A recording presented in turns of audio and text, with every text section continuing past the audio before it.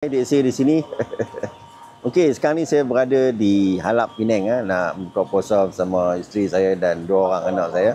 Jadi sambil menunggu masa berbuka, saya nak bersembang sikitlah mengenai satu video TikTok McDonald Malaysia.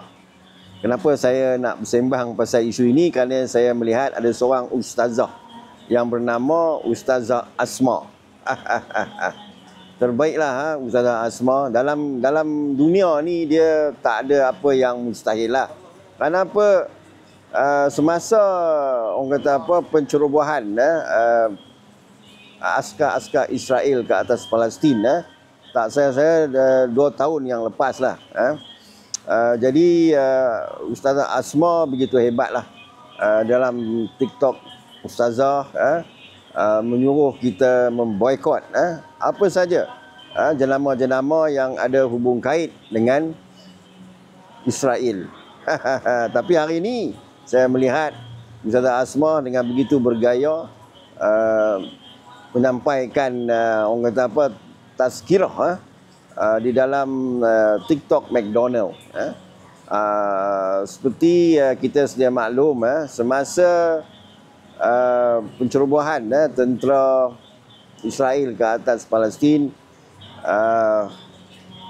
McDonald telah menjadi sasaran rakyat Malaysia untuk memboikot. Hasil daripada orang kata apa, ustaz dan ustazah daripada yang parti ajaran Islam, bukan parti agama Islam, PAS. Ataupun lebih saya suka saya panggil parti ajaran sesat. Okey. Jadi selain daripada ustaz-ustaz itu, banyak jugalah ustaz dan ustazah yang memainkan isu ini yang kita harus memboikot McDonald. Malah walaun juga, wah, bukan orang kata apa, kurang hebatnya bermain dengan sentimen dan naratif. Kononnya kalau kita makan McDonald ini, kita macam memakan daging rakyat Palestin. Contohnya begitu. Kalau kita minum di McDonald, kita minum darah orang Palestin.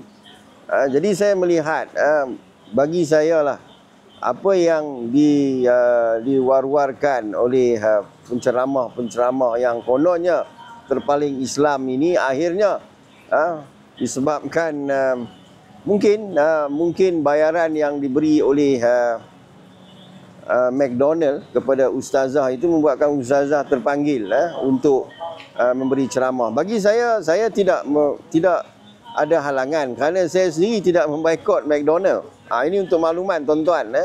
Saya daripada day one pencerobohan itu, saya tidak memboikot McDonald. Malah saya sendiri pergi makan ke McDonald. Kerana apa? Saya melihat McDonald Malaysia ini adalah satu entiti yang bukannya secara langsung, mereka hanya pemegang franchise.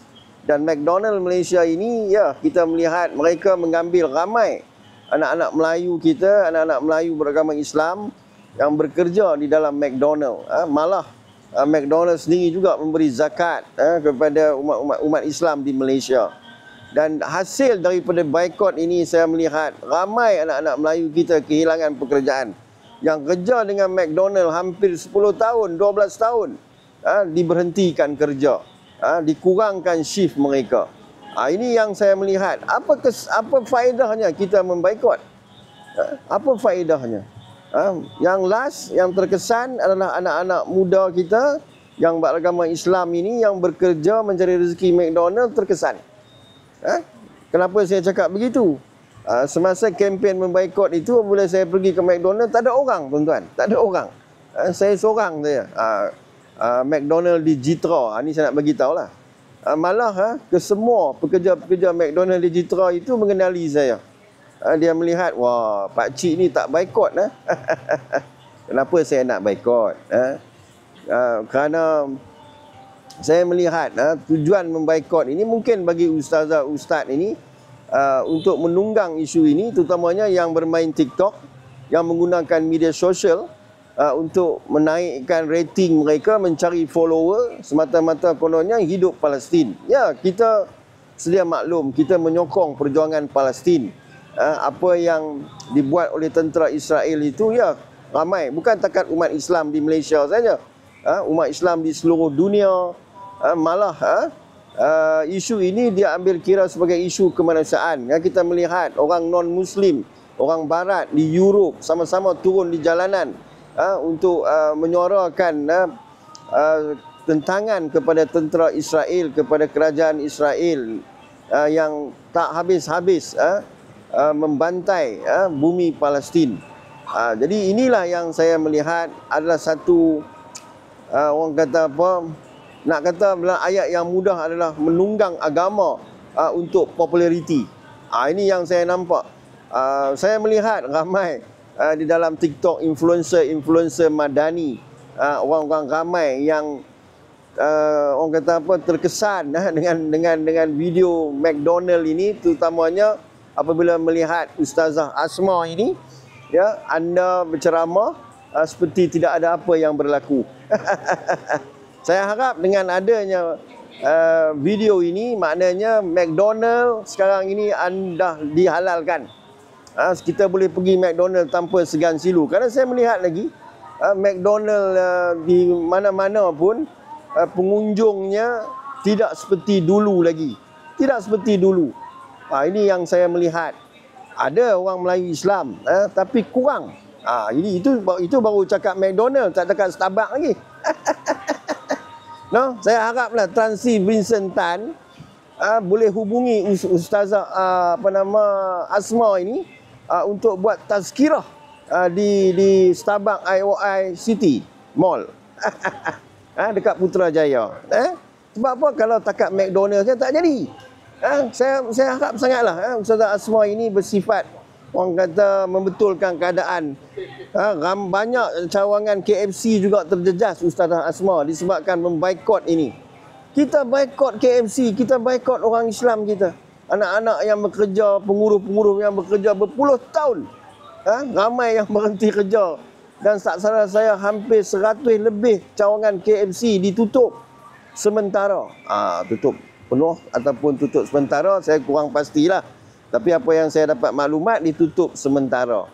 Okey, jadi buat pemilik Starbucks Malaysia, Tan Sri Vincent Tan Berjaya Holding, sila panggil Ustazah Asma, kita buat besar-besaran ceramah perdana daripada ustaz dan ustazah penunggang agama ini. Yang kononnya itu baikot, cai. Itu saya kata. Saya bukan tak menghormati agamawan sebegini rupa, tapi inilah yang banyak diperkatakan oleh Perdana Menteri kita. Ramai ilmuwan agama, ustaz, ustazah menunggang agama untuk populariti, untuk kepentingan politik, parti politik mereka. Okey? Itu sajalah kono. Saya pun tunggu masa jam ni lambat lagi lah. Ada setengah jam lagi. Nak kena makanan Arab ni, buffet. Okey lah. Itu sajalah. Cai betul. Ustazah tak ustazah.